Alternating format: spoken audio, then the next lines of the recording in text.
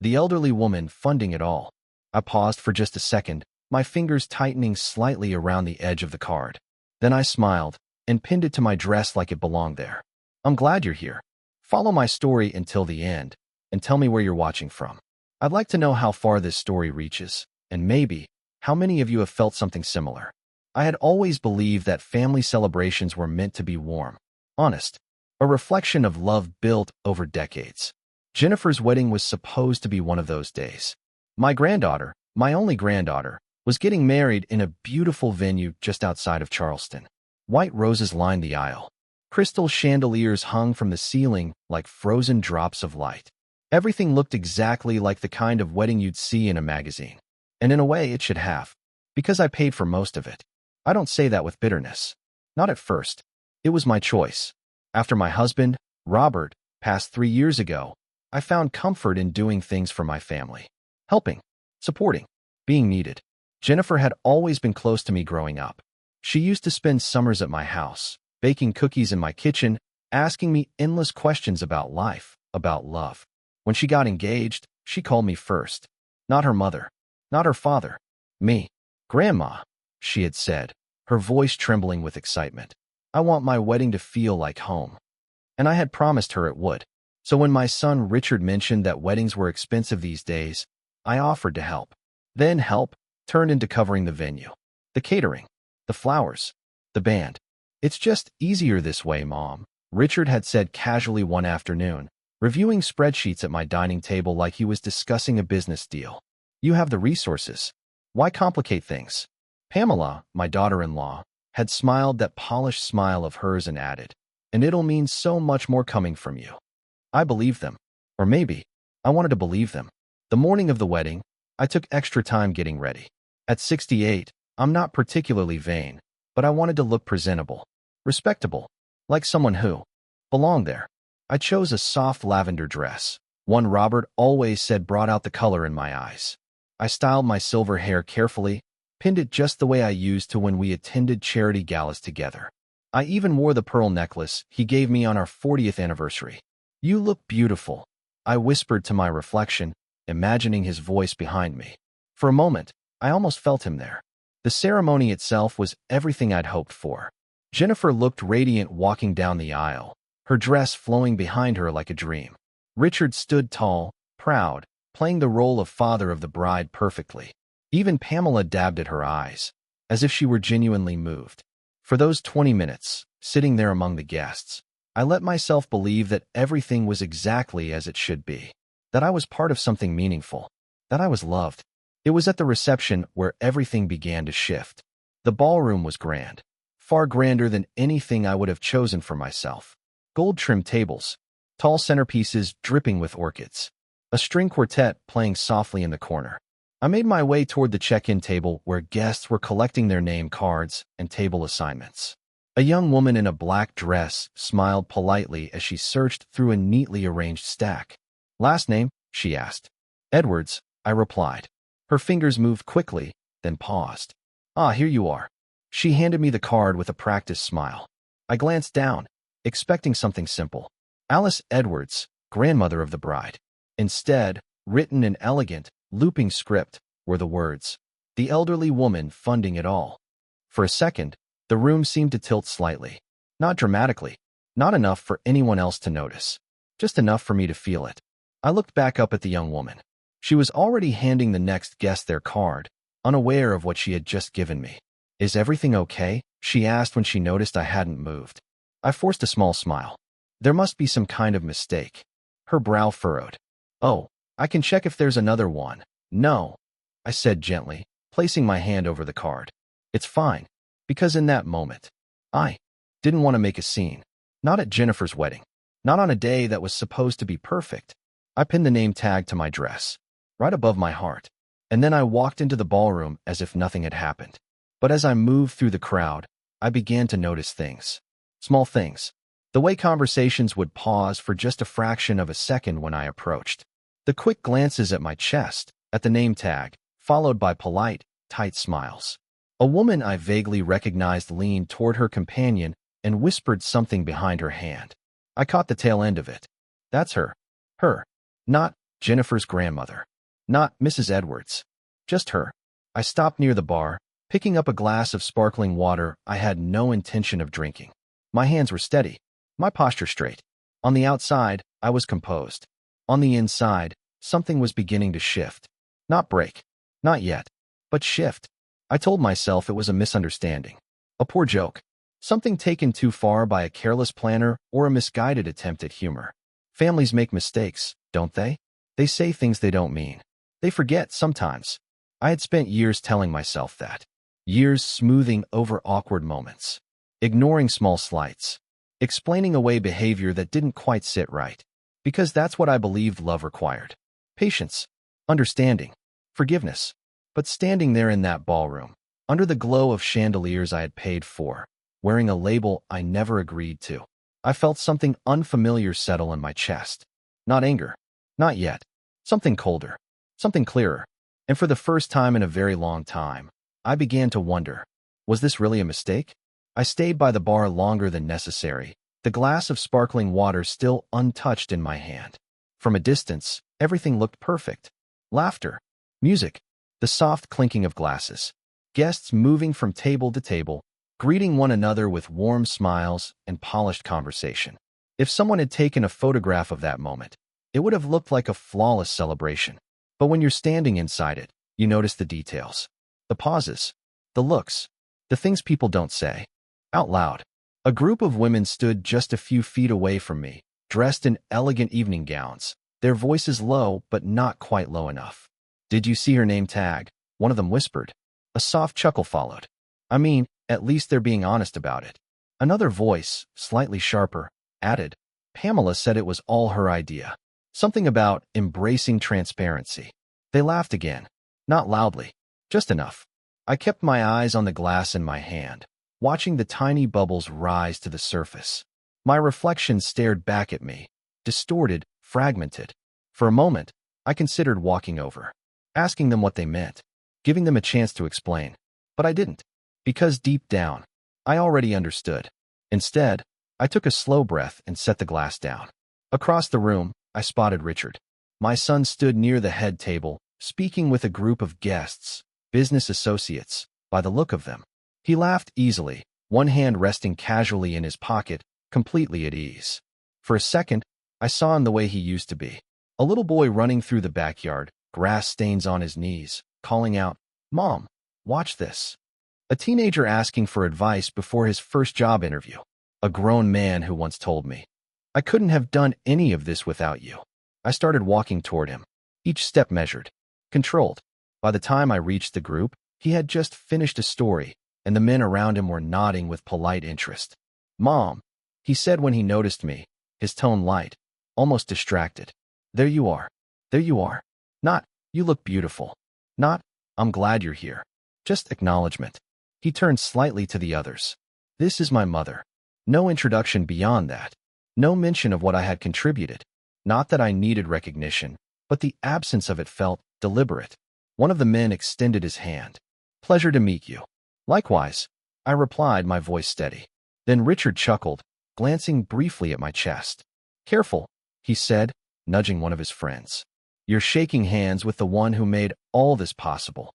The man smiled politely, unsure how to respond. I held Richard's gaze. "Is that so?" I asked softly.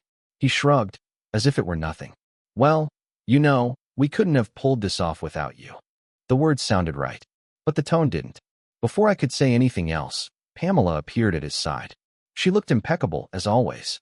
Her dress perfectly tailored, her hair styled without a strand out of place.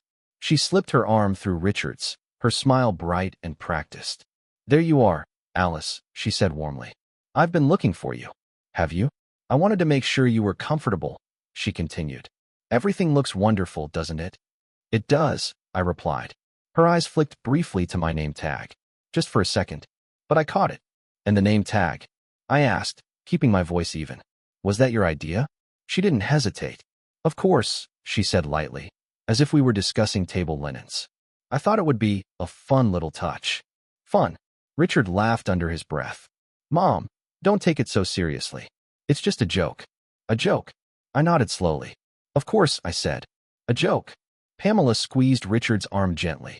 Everyone knows how generous you've been. We thought it would be nice to acknowledge it in a memorable way. Memorable. I looked at her for a moment longer than necessary. At her smile. At the way she held herself. Confident, assured, completely certain that what she had done was not only acceptable, but clever. Then I suppose you succeeded, I said. Her smile widened, satisfied.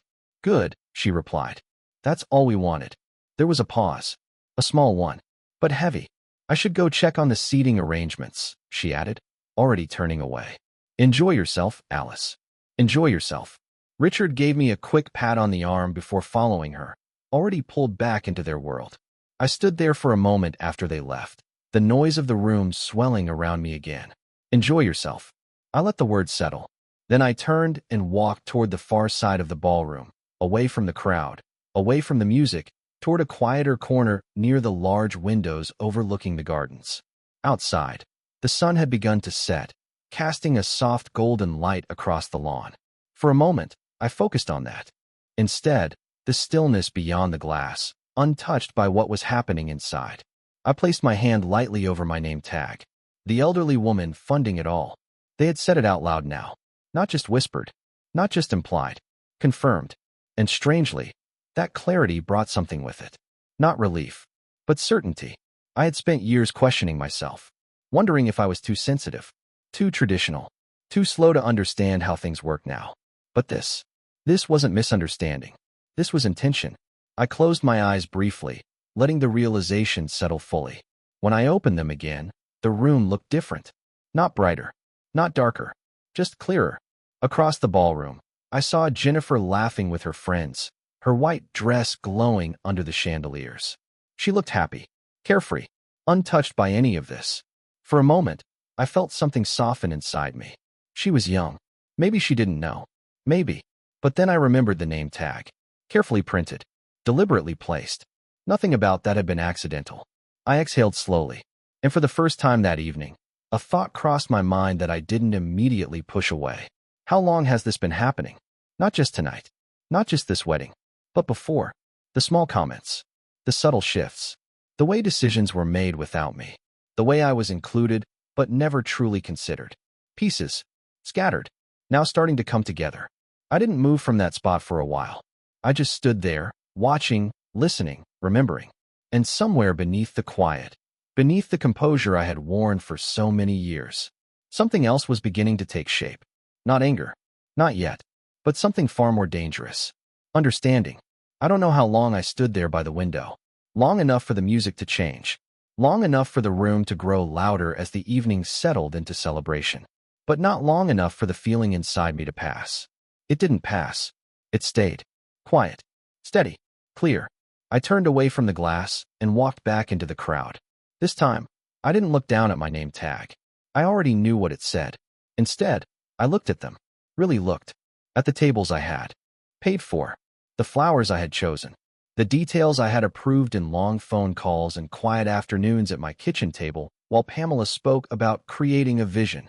I remembered those conversations now. The way she would say, "We want something elegant, something timeless." And I would nod, offering suggestions, writing checks. Always writing checks. At the time, it had felt like participation. Now it felt like something else. Near the center of the room, a group of younger guests gathered around one of the cocktail tables, laughing over champagne flutes.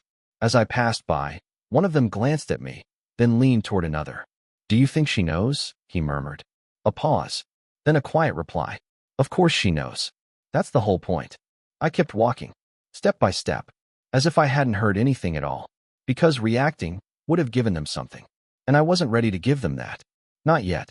I made my way toward the gift table, where envelopes and wrapped boxes were stacked neatly in careful rows. A small sign read, "Thank you for celebrating with us." I traced the edge of the table lightly with my fingers. So much effort. So much care. All of it built on something I was only now beginning to see clearly. Behind me, I heard Pamela's voice again. Bright. Controlled. Perfect. "Yes, we wanted it to feel exclusive," she was saying to a pair of guests. "Something people would talk about. Exclusive." I didn't turn around right away. I let her finish. "And of course, we had incredible support," she added, her tone shifting just enough to sound gracious. Family is everything, after all. A soft laugh followed. Then footsteps. She moved closer. Alice, she said, her voice warm again, as if we had just had the most pleasant conversation moments ago. There you are. I was hoping to introduce you to someone. I turned. A couple stood beside her, well-dressed, polite, curious. This is Mrs. Henderson, Pamela continued, placing a gentle hand on my arm. She's been asking about how we managed to put all of this together. I met the woman's gaze. It's beautiful, Mrs. Henderson said sincerely. Truly stunning. Thank you, I replied. Pamela's hand remained on my arm, light, but firm. And Alice has been very involved, she added. Very involved. Not responsible. Not generous. Just involved. Involved, I repeated quietly. Pamela's smile didn't waver. Yes, she said. We couldn't have done it without her support. Support. Another word. Carefully chosen. Carefully placed. I nodded once. I see. There was a brief silence. The kind that stretches just enough for people to feel it, but not enough for them to name it. Well, Mrs. Henderson said after a moment, clearly sensing something she couldn't quite define, you've done a remarkable job. I gave her a small, genuine smile. Thank you. Pamela's hand slipped away from my arm as the couple moved on, pulled back into the flow of the evening. For a moment, it was just the two of us. You're doing well, she said softly. Doing well. As if this were something to manage. As if I were a guest who needed guidance. I've had practice, I replied. Her eyes studied me for a second. Not long, but long enough. Then she smiled again. I'm glad, she said. Tonight is important. For whom? I asked. The question slipped out before I could stop it. Not sharp, not loud, just honest. She tilted her head slightly, as if considering the answer. For the family, she said finally. The family. I held her gaze. Then I nodded. Of course. She seemed satisfied with that. Good, she said, already turning away again. Excuse me. I need to check on the catering. And just like that, she was gone. Moving through the room like she belonged at the center of it. Like everything here was hers. I watched her for a moment. The way people greeted her. The way she directed small details with a quiet authority. The way Richard stayed close, following her lead without even realizing it. It was subtle, but it was there. Always there. I turned away and walked toward my assigned table. Table 7. The card matched the name tag. Of course it did. The seats around it were already partially filled. Distant relatives. People I recognized, but didn't know well enough to speak comfortably with. They greeted me politely as I sat down. Lovely ceremony, one of them said. It was, I replied. And the reception, just beautiful. I nodded. Yes. No one mentioned the name tag directly. They didn't need to. It sat there, visible, undeniable. A label. A role. Defined for me. I folded my hands in my lap and looked down at the table setting. Fine china. Polished silverware. Crystal glasses catching the light. All perfect. All paid for. A server approached and began pouring wine. Red or white? He asked. Water is fine, I said. He nodded and moved on. Across the table, someone laughed at a joke I hadn't heard. The conversation flowed around me. Light. Easy. Detached. And I sat there, present, but not included. For years, I had told myself that this was enough. Being nearby, being useful, being needed in quiet ways. But now I could see the shape of it, clearer than ever. I wasn't part of the family the way I thought I was. I was a resource, a convenience, a role they assigned when it suited them. The elderly woman funding it all. I let the words settle again. This time, they didn't sting the same way. They didn't confuse me. They didn't make me question myself. They did something else. They answered something.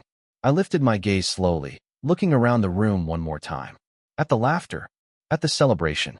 At the people who had built this evening on something they assumed would always be there. Something they assumed would never change. I sat there quietly. Still. Composed. And somewhere beneath that calm, a decision was beginning to form. Not rushed. Not emotional. Careful. Measured. Because for the first time, I wasn't thinking about how to fix this. I was thinking about what would happen when I stopped. Dinner was served shortly after everyone had taken their seats. Plates were placed carefully, one by one. Each dish presented like something out of a magazine. Roasted salmon, perfectly arranged vegetables, sauces drizzled with precision. The kind of meal people take pictures of before they eat. I watched as the server set mine down in front of me. Enjoy, he said politely. I'm sure I will, I replied. But I didn't pick up my fork right away. Instead, I listened. That was something I had learned over the years. When you stop trying to be heard, you start hearing everything else much more clearly. To my left, a man leaned closer to the woman beside him. Do you know how much this wedding cost? He asked quietly. She shook her head.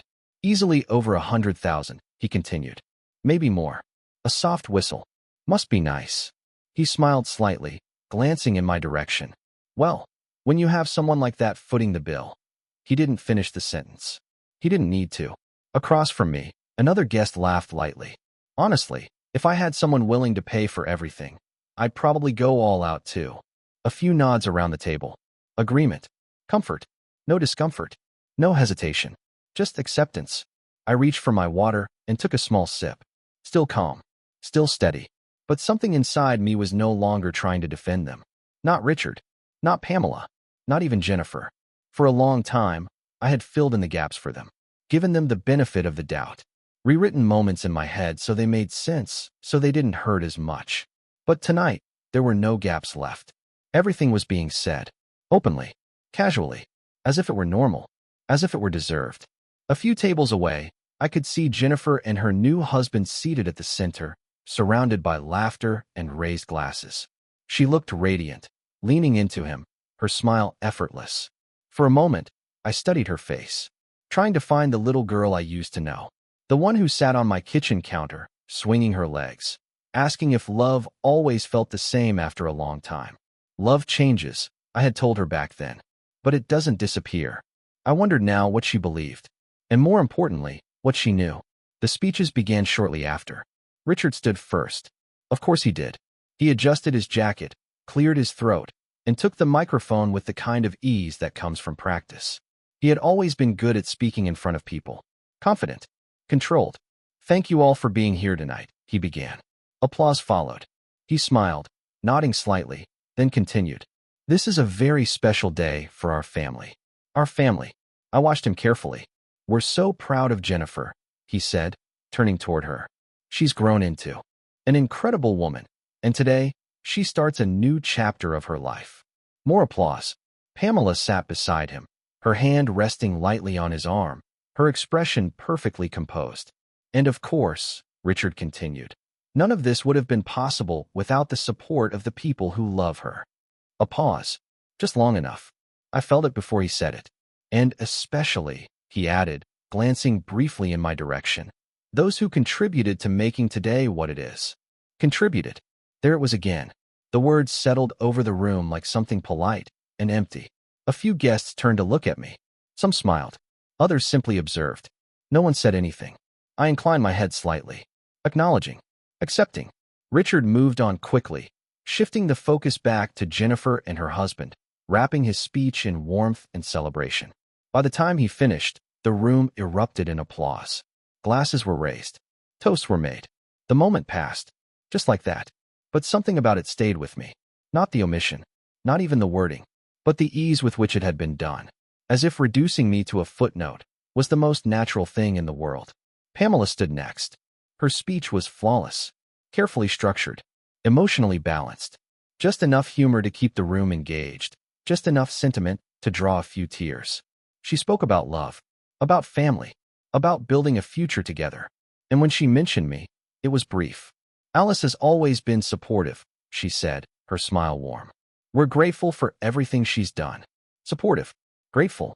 Words that sounded right, but felt distant, like something you say to a neighbor or a colleague, not to someone who had carried you through years of your life. The applause came again, louder this time, and as Pamela returned to her seat, she caught my eye for just a moment. A small smile, polite, contained, as if to say, that's enough. I held her gaze, then gave the slightest nod, as if to say, I understand.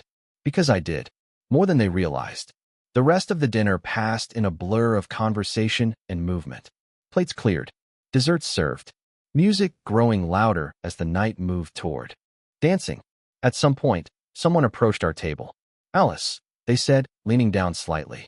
They're asking if you'd like to say a few words. I looked up. Across the room, I saw Richard speaking with one of the event coordinators. Pamela stood nearby, watching, waiting. Of course they were. A speech from me would complete the picture, make everything feel whole, balanced, proper.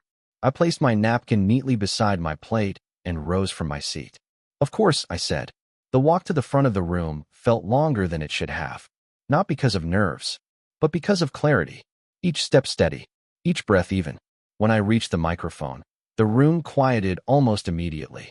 Dozens of faces turned toward me, expectant, curious. I adjusted the microphone slightly, then looked out over the room, at the chandeliers, at the tables, at the people who had spent the evening enjoying something they believed was simply there. I rested my hands lightly on the podium, and for a moment, I said nothing, just long enough for the silence to settle, just long enough for them to feel it. Then I smiled, soft, measured, and began. I let my eyes move slowly across the room before I spoke, not searching for anyone in particular, just taking it all in. The lights, the music, the people, the illusion. I remember when Jennifer was 5, I began, my voice calm, steady, carrying easily through the room. She used to sit on my kitchen counter while I baked. She'd ask me questions about everything. A few soft smiles appeared. Jennifer looked up at me, surprised, but still relaxed. She once asked me what makes a family strong. I continued. Not big, not successful, strong. I paused briefly. I told her, it's not what you give each other. It's how you treat each other when no one's watching. The room grew quieter. Not tense, just attentive. I let the silence sit for a second, then smiled gently. And tonight, I added, is certainly a beautiful celebration. A few guests nodded. Yes, everything looks extraordinary, I said, glancing lightly around the room. The flowers, the music, the venue, every detail carefully chosen. Pamela shifted slightly in her seat. Barely noticeable. But what makes a night like this truly meaningful, I continued, isn't the cost, or the scale, or even how perfect it appears. I looked toward Jennifer. It's the love behind it. Her smile softened. For a moment, I saw something genuine there, something unguarded, and I held on to that, just long enough. Then I continued. I've always believed that when you give to your family, you don't keep score, I said. You don't expect recognition. You don't need applause. A few people nodded again. Agreement. Comfort. That's not what giving is about, I added. I paused, then let my gaze move, slowly, deliberately, toward Richard, then Pamela. But, I said quietly, you do expect respect. The word landed differently. Not loud, but clear. I didn't raise my voice. I didn't need to. You expect honesty, I continued. You expect kindness. And sometimes, you expect that your place in the family is understood without needing to be explained. No one moved. No one spoke. I let the silence stretch just a little longer this time. Then I smiled again. Soft. Composed. As I was welcomed into the reception tonight, I said, my tone returning to something lighter, almost reflective. I was given a name tag. A few scattered glances. People shifting in their seats. They were very thoughtful, I added. Very specific. A ripple moved through the room. Not laughter. Not yet. Just awareness. I won't repeat exactly what it said, I continued, because I believe some things speak for themselves. Now it was completely still. Even the staff seemed to pause. But I will say this, I added gently. After reading it, I realized something important. I rested my hands lightly against the podium. Not gripping, just steady. For many years, I believe my role in this family was simple, I said. To support, to help, to give when I could. I nodded once, and I did that willingly. No bitterness, no edge, just truth. But tonight, I continued, I was given a different title. I let that sit. Not one I chose, I said, but one that was carefully written for me. Across the room, I saw Richard shift in his chair. Pamela's smile had disappeared. And Jennifer was no longer smiling. I took a slow breath. And sometimes, I said quietly, it takes a moment like that to understand how others truly see you. The words settled. Heavy, unavoidable. But clarity, I added, is not a bad thing. I straightened slightly. Not in defiance. In certainty. It gives you the chance to decide what you will accept. No one interrupted. No one reacted. They were listening. Really listening now. And what you will no longer be a part of. That line stayed in the air longer than the others. Because this time, it wasn't just reflection. It was direction. I softened my expression again, letting a small, almost warm smile return. Jennifer, I said, turning fully toward her. You look beautiful tonight. Her eyes met mine, uncertain, searching. And I truly wish you a life filled with love, I continued. The kind of love that is honest. The kind that is kind. The kind that never needs to be labeled or explained. Her lips parted slightly, but she didn't speak. I nodded once, then stepped back from the microphone. No dramatic pause. No final line. Just an ending. The applause didn't come immediately. It started slowly, uneven, then grew, more out of instinct than certainty. People clapped because that's what you do at a wedding. Because silence, at that point, would have meant something else entirely. I stepped down from the platform and returned to my table. No one stopped me. No one spoke to me. Not right away. And for the first time that evening, I didn't feel invisible. I felt seen. Not the way they intended, but clearly enough. I sat down, folded my hands in my lap, and looked out across the room one more time. Nothing had changed. And yet, everything had. The applause faded faster than it should have. Not abruptly, just unevenly. Like people weren't quite sure how long they were supposed to continue. I sat at my table, hands folded neatly in my lap, my posture unchanged. From the outside, nothing about me had shifted. I hadn't raised my voice. I hadn't accused anyone. I hadn't even said anything that could be called inappropriate. And yet, the air in the room was different now. Conversations resumed, but softer, more careful. People glanced at me, then quickly looked away, as if they had just realized they had witnessed something they weren't meant to fully understand. I reached for my water and took a small sip. Still calm, still steady. But now, they were the ones adjusting. Across the room, I saw Richard stand up from his seat. He didn't come to me immediately. Instead, he leaned toward Pamela, saying something low, his expression tight. She responded quickly, her lips barely moving, her eyes flicking toward me for a brief second before returning to him. Then Jennifer stood. That caught my attention. She hesitated for just a moment before stepping away from the head table, her white dress moving softly as she made her way across the room. Toward me. I didn't move. I simply waited. Grandma, she said when she reached the table, her voice quieter than I had ever heard it. Can I talk to you for a second? I looked up at her. Really looked this time. Up close. The confidence she wore earlier in the evening had faded. There was something else there now. Uncertainty, and something that almost looked like concern. Of course, I said gently. I stood, smoothing my dress lightly, and followed her a few steps away from the table, toward a quieter corner near the edge of the room. For a moment, neither of us spoke. She glanced back over her shoulder, toward her parents, then back at me. I didn't know, she said quickly. The words came out almost too fast. I mean about the name tag. I didn't see it before tonight. I swear. I held her gaze. I believe you, I said. And I did. At least partly. She exhaled, relief passing briefly across her face. I would never do something like that to you, she continued. You know that, right? I watched her carefully. Her hands were clasped together, fingers tightening slightly as she spoke. There was sincerity there, but also something else. Distance. Not physical. Something deeper. I know who you were to me, I said. The wording made her pause. Were, she repeated softly. I didn't answer that directly. Instead, I asked, did you approve the seating? She hesitated. Pamela handled most of that, she said. I was busy with everything else. I nodded. Slowly. And the guest list? Same, she replied. Mom and Dad took care of the details. The details. I let that settle. And you didn't notice anything? I asked gently. Not tonight. Not before. Her eyes flickered, just for a second. Then she looked down. I thought, she began, then stopped. I waited. I thought maybe you were okay with it, she said finally. You've always been so generous. You never say no. There it was. Not cruelty. Not intention. But something just as revealing. Assumption. I studied her face for a moment longer. And that made it acceptable. I asked. She looked up quickly. No, I didn't mean it like that. You didn't mean anything by it, I said softly. She fell silent. Because that was the truth. Not planned. Not questioned. Just allowed. I'm sorry, she said after a moment, her voice quieter now. I nodded once. I know. Another pause. Heavier this time. Are you upset? She asked. I considered the question carefully. Then I answered honestly. No, I said. She blinked, surprised. No, no, I repeated. And I meant it. Not in the way she expected.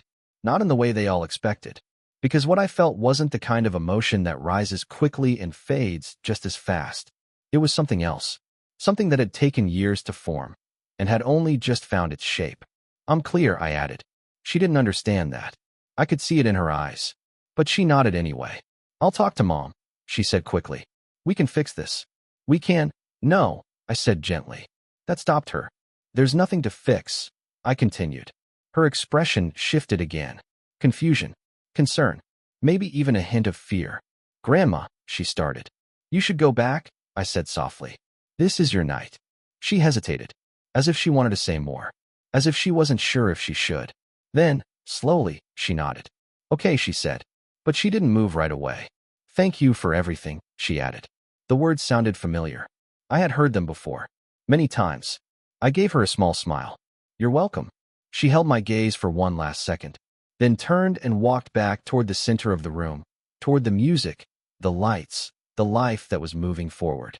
Without hesitation, I watched her go, not with sadness, not with regret, just observation.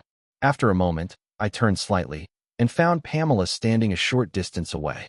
She hadn't approached, hadn't interrupted, but she had been watching. Of course she had. Our eyes met. For a brief second, neither of us spoke. Then she walked toward me, slowly, measured, controlled. You handled that well, she said quietly. Handled. Like it was a situation to manage. I tilted my head slightly. I've had experience, I replied. Her lips curved into a small smile. I can see that, she said. A pause. But I hope you understand, she added, her tone soft but precise, that tonight isn't the time for misunderstandings. Misunderstandings.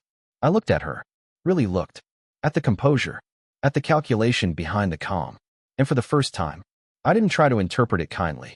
There's no misunderstanding, I said. Her smile held, but her eyes didn't.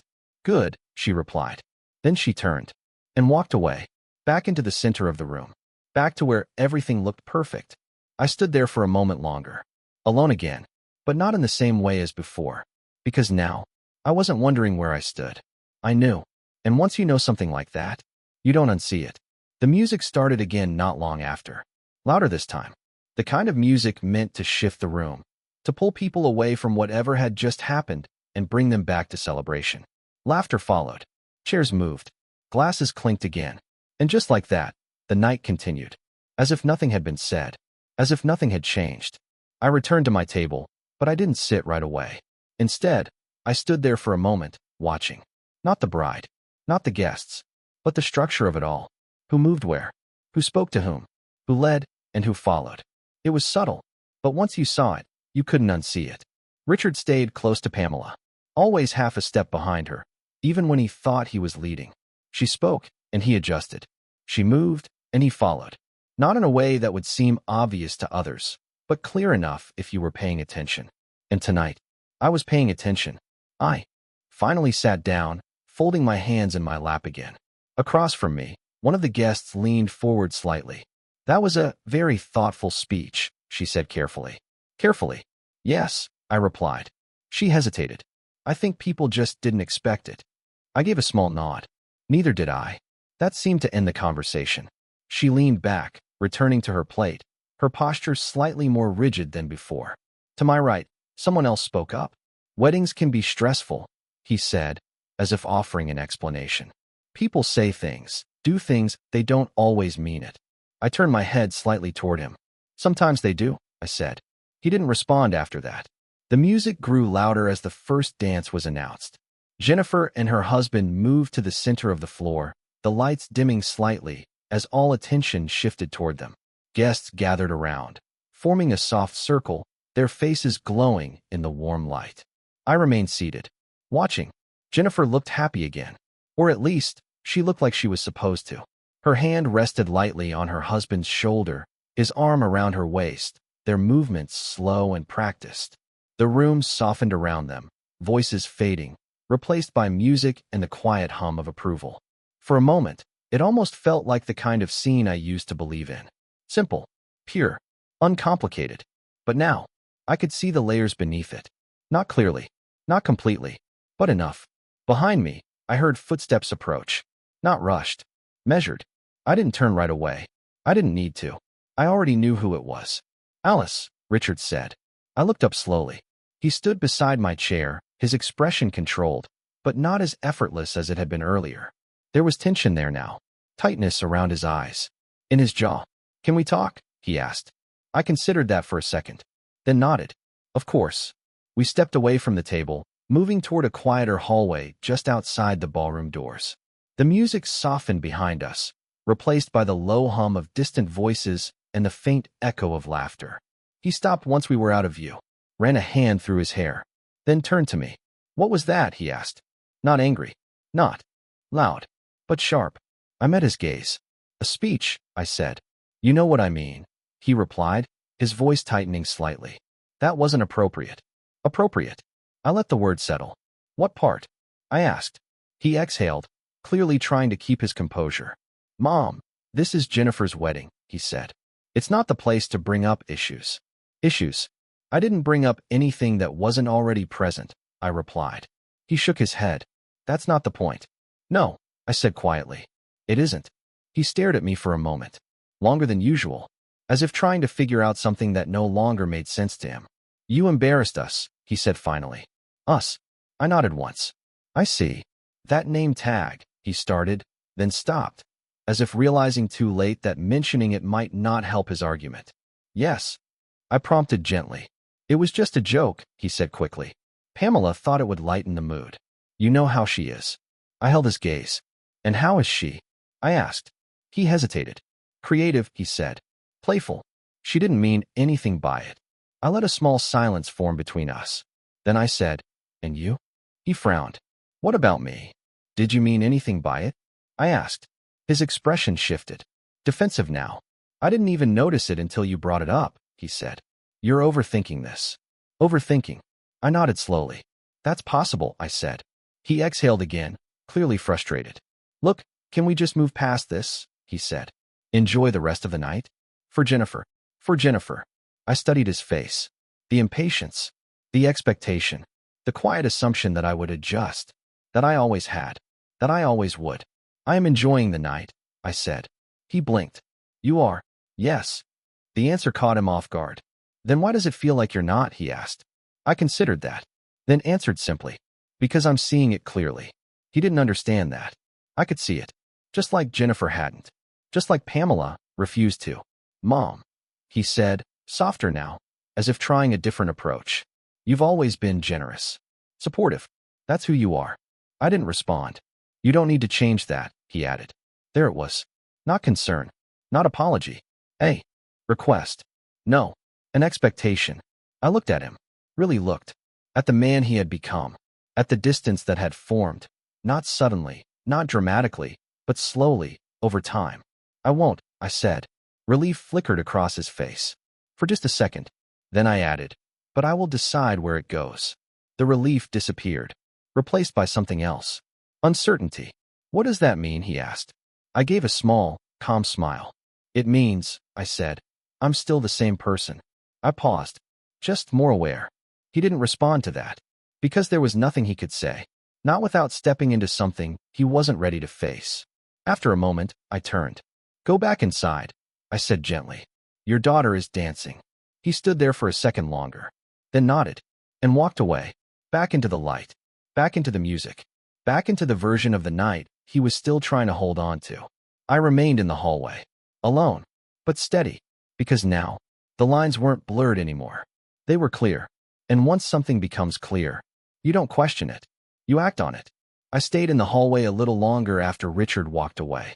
Long enough for the music to pull him back in. Long enough for the door to close behind him and soften everything again. Out here, it was quieter. Not silent. Just removed. I could still hear the bass of the music through the walls, the rise and fall of laughter, the rhythm of a night continuing exactly as planned. But it felt distant now, like something I was observing, not part of. I walked slowly toward the large mirror at the end of the corridor. For a moment, I just stood there, looking at myself. The lavender dress, the pearls, the careful way I had prepared for this evening.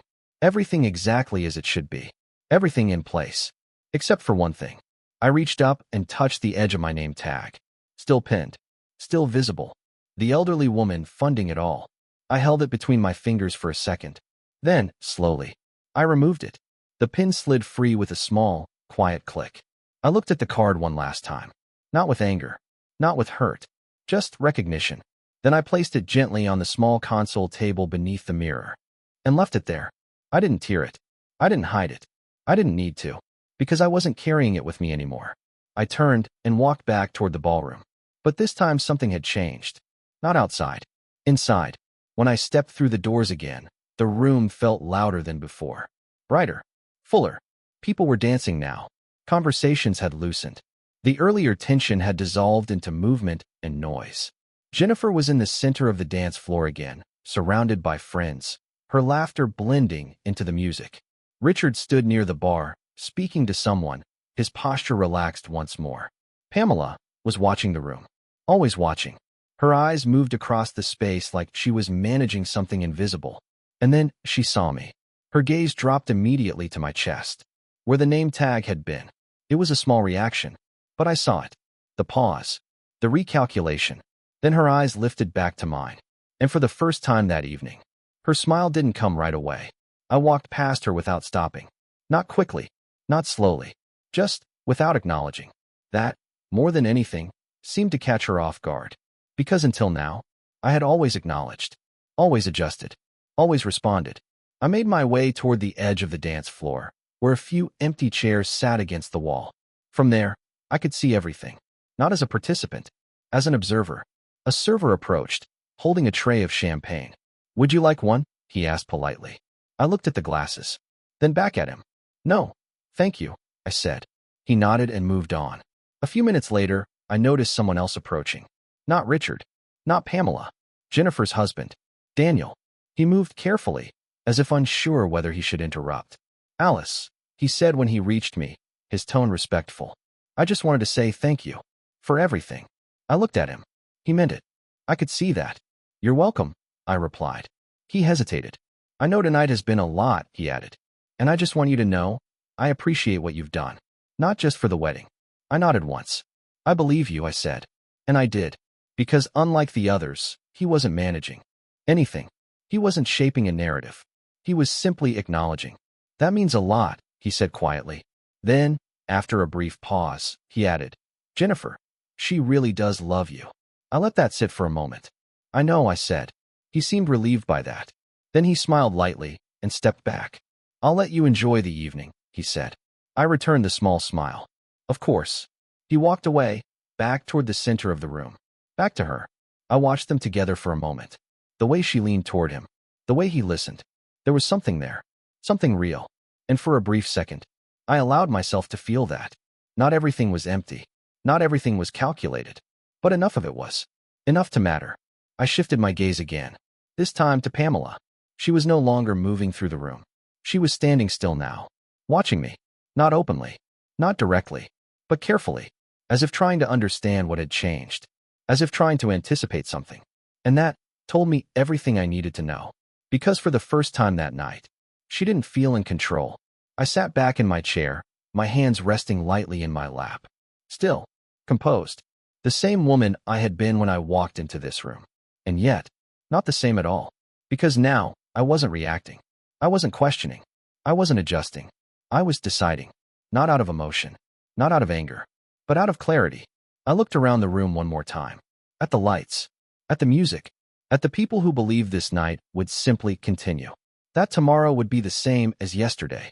That nothing fundamental had shifted. I let my gaze settle. And for the first time that evening, I thought beyond the moment. Beyond the wedding. Beyond the room. To what came next. Not a confrontation. Not a scene. Something quieter. More precise. Because this wasn't about fixing what had happened tonight. It was about what would happen after. And the truth was, they had already shown me who I was to them. Now, I would decide who they were to me. The night didn't end with a scene. There were no raised voices. No broken glasses. No dramatic exits that people would whisper about for weeks. Instead that continued. Music. Dancing. Laughter. The kind of ending that looks normal if you don't look too closely. I stayed until the right moment. Not too early. That would have drawn attention. Not too late. That would have meant pretending. Just long enough. When I finally stood to leave, no one stopped me. Not immediately. I picked up my purse, smoothed the front of my dress, and took one last look at the room. Jennifer was still on the dance floor, her laughter blending into the music. Richard was back at the bar, his posture relaxed again, as if the conversation in the hallway had never happened. Pamela was watching. She had been watching me for a while now, and when she saw me move toward the exit, she stepped forward. "Alice," she said, reaching me just before I got to the door. "You're leaving already?" "Already." I gave a small nod. "It's been a long day," I said. Her eyes searched my face, looking for something. Emotion, weakness, a reaction she could work with. "I hope you enjoyed the evening," she added. "Enjoyed." I held her gaze. "It was enlightening," I said. That made her pause, just for a second, but it was enough. "I'm glad," she replied, though her tone had shifted slightly, more careful now. "We should talk soon," she added. "About everything." "Everything." I nodded once. "Yes," I said. "We should." But I didn't say when, and I didn't say how, because for the first time, that wasn't something she would decide. I reached for the door, but before I stepped out, I turned back briefly. "Pamela," I said. She straightened slightly. "Yes." I let a small, calm smile settle on my face. "You did a beautiful job with the wedding," I said. Her expression softened instantly. Relief. Validation. Exactly what she expected. "Thank you," she replied. "That means a lot."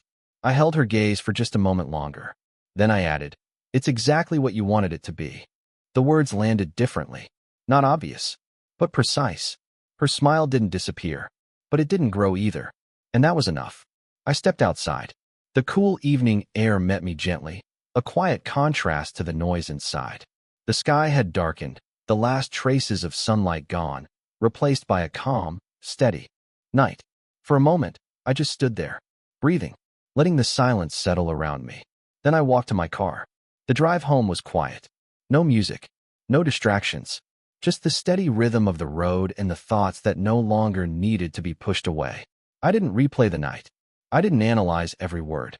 I didn't need to, because the truth had already settled. Clear, undeniable. When I pulled into my driveway, the house greeted me the way it always had. Still, familiar, unchanged. I stepped inside, set my purse down, and turned on a single lamp in the living room. Soft light filled the space. For a moment, I stood there, taking it in. This house, this life, everything I had built, everything I had shared, and everything I had given. Slowly, I walked to the cabinet near the hallway, opened it, and took out a small, worn folder. I hadn't touched it in a while. Not because I forgot about it, but because I hadn't needed to. Until now. I carried it to the table and sat down. Carefully, I opened it. Inside were documents, neatly organized, dated, signed. Among them a letter from Robert, my husband, written not long before he passed. I unfolded it slowly, the paper soft with age. I had read it many times before, but tonight it felt different, more relevant, more immediate. His handwriting was steady, familiar, direct, as if he were sitting across from me again. "You've always been too generous," the letter began. "And one day, you may need to remember that generosity should never come at the cost of dignity." I paused, letting the words settle. "You see the good in people," he had written, "even when they haven't earned it." A small breath left me. Not heavy, just understanding. "And if the day ever comes when you feel used," the letter continued, "I want you to do something for me." I leaned slightly closer. "Stop." Just that. One word. Clear. Final. I closed my eyes for a moment. Not in sadness, not in regret, but in recognition. Because that day had come. I folded the letter carefully and placed it back in the folder. Then I reached for the other documents. The ones I hadn't looked at in years. Not because they weren't important, but because I never imagined I would need to use them. Legal papers, financial records, names, allocations, plans, all of it already in place. I ran my fingers lightly across the top page. And for the first time, I didn't hesitate. I didn't question. I didn't wonder if I was being too harsh, too emotional, too much. Because this wasn't about emotion. This was about clarity. And once you have that, the next step becomes simple. I closed the folder. Not slowly, not dramatically, just decisively. And as I turned off the light and headed upstairs, one thought settled quietly in my mind. Tomorrow, I would begin. The next morning, I didn't rush. There was no urgency in my movements, no restless energy pushing me forward. I woke up at the same time I always did, made my coffee the same way, and sat by the window as the early light settled across the room. From the outside, nothing had changed, but inside, everything had. I took a slow sip of coffee and let the quiet morning hold for a moment longer. Then I stood, walked to the cabinet, and took out the folder again. This time, I didn't hesitate. I placed it on the table, opened it, and carefully reviewed each document, page by page. Not emotionally, not defensively, just thoroughly. There was the original estate plan Robert and I had created years ago. Everything divided with intention, fairness, trust. Richard had been included, of course, generously, thoughtfully, with the assumption that he would carry that same sense of responsibility forward. Jennifer, too. There were provisions set aside for her future. Education, stability, a foundation for whatever life she chose to build. And Pamela, indirectly, through Richard, because that's how families work. Or at least, how I believe they did. I turned another page, then another. Each line now read differently. Not because the words had changed, but because I had. I reached for my phone and dialed a number I hadn't called in a while. It rang twice. Alice, the voice on the other end answered. Calm, professional, familiar. Good morning, Daniel, I said. I hope I'm not calling too early. Not at all, he replied. Everything all right. I paused for just a second, then answered. Honestly, I'd like to review my estate documents, I said. As soon as possible. There was a brief silence. Not surprised, just attentive. Of course, he said. We can schedule something this week. I'd prefer today, I replied. Another pause. Slightly longer this time. I see, he said. Is there something specific you'd like to discuss? Yes, I said. I looked down at the open folder in front of me. I'd like to make changes. The words settled easily. No tension. No doubt. All right, he said carefully. I'll make room this afternoon. Can you come in at 2? I'll be there, I replied. We ended the call without anything further. No explanations. None were needed. His office hadn't changed. Same quiet building. Same understated decor. Same sense of order. I arrived 5 minutes early. Of course I did. Daniel greeted me personally, his expression polite, but observant. He had known Robert. He had worked with us for years. Long enough to recognize when something wasn't routine. We sat across from each other at the large wooden desk. The folder rested between us. I reviewed your file this morning, he said. Everything is currently structured as we last discussed. Equal distributions, with specific allocations for Jennifer. I nodded. I remember. He studied me for a moment. What would you like to change? I didn't answer immediately. Instead, I reached into my purse and took out the name tag. I had brought it with me. Not as evidence. Not as something to prove. Just as a reminder. I placed it gently on the table between us. He looked down at it. Read it. Then looked back up at me. His expression didn't change much. But I could see the shift. Subtle. Professional. But present. I see, he said quietly. I folded my hands. This isn't about one moment, I said. It's about understanding what that moment represents. He nodded once. I understand. I continued. I want to remove Richard from any direct control over my estate, I said. Clear. Simple. No hesitation. Daniel didn't interrupt. I also want to restructure the allocations, I added. Anything that was intended to pass through him will no longer do so. He made a few notes. And Jennifer? He asked. I paused. Not because I didn't know the answer, but because I wanted to say it precisely. Her portion will be held in trust, I said. With conditions. What kind of conditions? That it remains protected, I replied. From influence. From pressure. From being redirected the way things have been. He nodded again, writing carefully. And Pamela? He asked. I met his gaze. She is not to receive anything, I said. No explanation. No justification. Just a boundary. Daniel closed his pen for a moment, then looked at me directly. Are you certain? He asked. Yes, I said. No pause. No reconsideration. Just certainty. He studied me for another second, then nodded. All right, he said. We'll draft the revisions today. I exhaled slowly, not out of relief, out of completion. There's one more thing, I added. He waited. I want a clause included, I said. A behavioral clause. His brow lifted slightly. In what sense? I glanced briefly at the name tag on the table, then back at him. If any beneficiary engages in actions that demonstrate exploitation, manipulation, or public disrespect, I said calmly, their share is revoked. Silence. Not uncomfortable. Just precise. That's enforceable, he said after a moment. But it will need to be clearly defined. It will be, I replied. He nodded. I'll make sure of it. We spent the next hour reviewing details, adjusting language, clarifying structure, every decision deliberate, every change grounded. There was no anger in it, no sense of revenge, just correction. When it was done, he slid the final draft toward me. Take your time, he said. I didn't need to. I read it once, carefully, then picked up the pen and signed. The ink settled into the paper without hesitation. Permanent. Clear. Done. Daniel gathered the documents, organizing them neatly. I'll finalize everything and send you copies, he said. Thank you, I replied. I stood, picking up my purse, then paused, looking once more at the name tag still resting on the desk. I didn't take it with me. I didn't need to anymore. Would you like me to dispose of this? Daniel asked, gesturing toward it. I shook my head slightly. No, I said. You can. Keep it. He looked at me, curious. As a reminder, I added, of what happens when clarity arrives too late. I turned and walked toward the door. Calm, steady, unchanged on the outside, but no longer the same, because the decision had been made. And this time, it wasn't temporary. It wasn't emotional. It was final. The call came the next day, late afternoon. I had just finished watering the plants by the window when my phone rang. I didn't need to check the screen to know who it was, but I did anyway. Richard. I let it ring twice more before answering. Hello. Mom. His voice was different. Not angry. Not calm. Something in between. Tight. We need to talk. I walked slowly back to my chair and sat down. I thought we already did, I said. Not about this, he replied quickly. There was a pause. Then, I got a call from Daniel. Of course he did. I rested my hand lightly on the arm of the chair.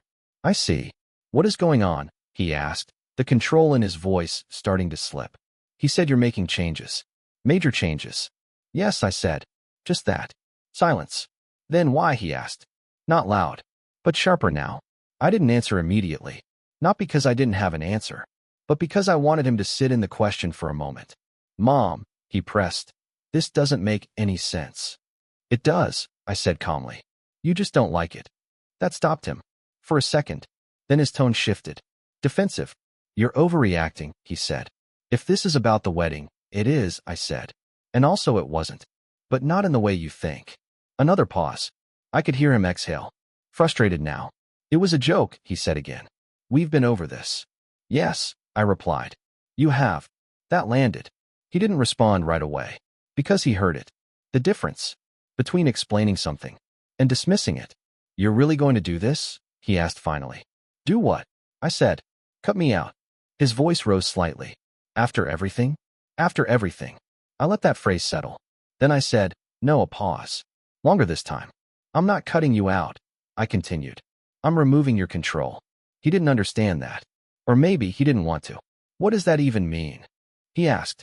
It means, I said, what I've built will no longer depend on your decisions. His tone sharpened. That's ridiculous. Is it? I asked. Yes, he said immediately. You're acting like I've done something wrong. I didn't respond to that. Instead, I asked, did you read the name tag? Silence. Then, yes. And you didn't think it was wrong? Another pause. Longer. I thought it was in poor taste, he admitted. But not worth this. This. I nodded slowly, even though he couldn't see me. That's the difference, I said.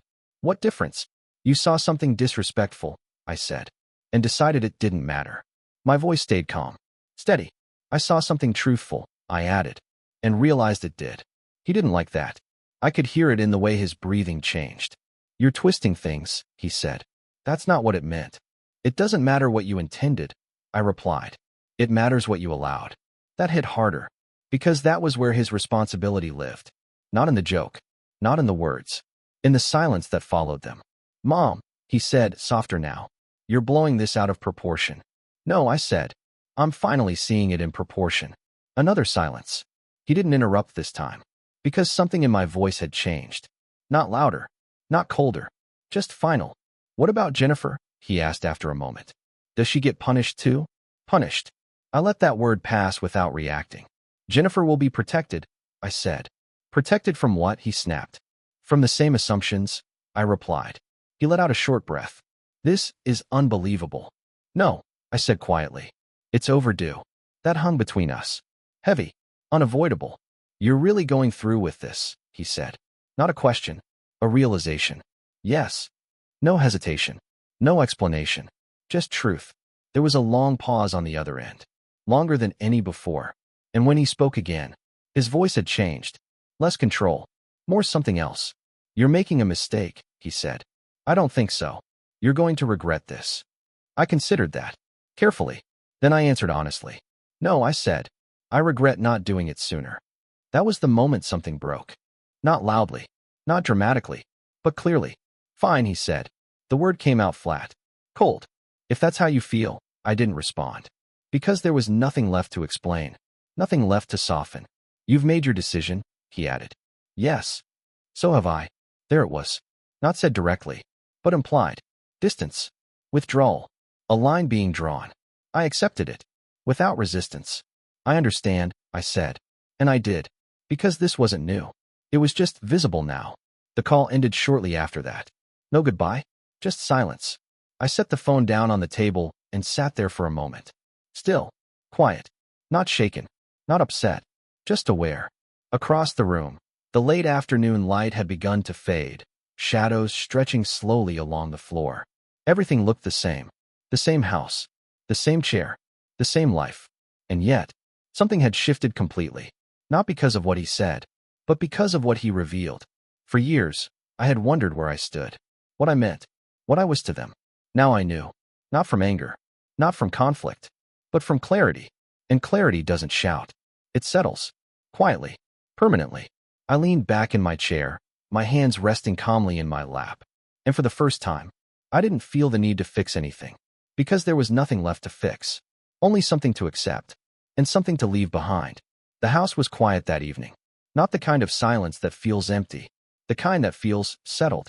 I moved slowly through the living room, turning off lights one by one, letting the soft glow of a single lamp remain.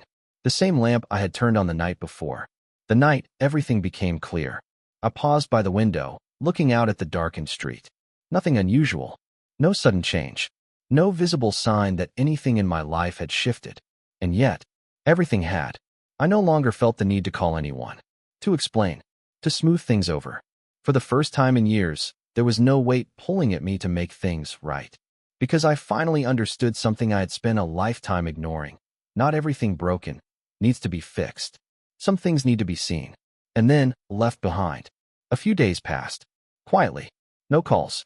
From Richard. No messages from Pamela. Just distance. Clean. Clear. Undeniable. Jennifer called once. Her voice softer than I remembered. Grandma, she said. I've been thinking about what you said. I didn't interrupt. I didn't see it before, she continued. Not the way you did. A pause. I should have. I let her words settle. Not rushing to comfort her. Not correcting her. Just listening. I don't want things to stay like this, she added. Like this. I understood what she meant. The space. The silence. The shift. I don't either, I said. And that was true. But not in the way she hoped. I just don't know how to fix it, she admitted. There it was again. That word. Fix. I smiled softly, even though she couldn't see me. Some things aren't meant to be fixed, I said gently. She went quiet. Then what happens? She asked. I looked around my home. At the life I had built. At the peace that had slowly, quietly returned. We move forward, I said. With what? She asked. With what remains honest, I replied. Another pause. Longer this time. And do I still have a place? She asked quietly. That question mattered. More than anything else she had said. I didn't answer immediately. Because this deserved truth. Not comfort. You do, I said. Relief came through the line almost instantly. But not the same one, I added. Silence. Confusion. Not one built on assumption, I explained. Not one where love means taking without asking. My voice stayed calm. Steady. But one where respect is understood, I continued. And where presence means something, not just convenience. She didn't speak right away. And that was good. Because this wasn't something to answer quickly. I understand, she said finally. And this time, I believed her. Not completely. Not yet. But enough. Good, I said. We didn't say much after that. We didn't need to. Because for the first time, we weren't pretending. A week later, I received the final documents. Neatly prepared. Signed. Filed.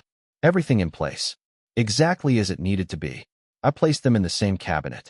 The same folder. But it didn't feel like something I might need anymore. It felt like something I had already used. A decision made. A boundary drawn. Final. That afternoon, I went for a walk. Something simple. Something I hadn't done in a while without thinking about who I needed to call or what I needed to handle. The air was cool. The sky clear. And for the first time in a long time, I wasn't carrying anything with me. No expectations. No quiet disappointments. No need to be needed. Just myself. As I walked, I found myself thinking back to that moment. Standing at the entrance of the wedding, holding that small card in my hand, reading those words. The elderly woman funding it all. At the time, it felt like an insult. A mistake. Something to endure. But now, I saw it differently. It wasn't an insult. It was a revelation.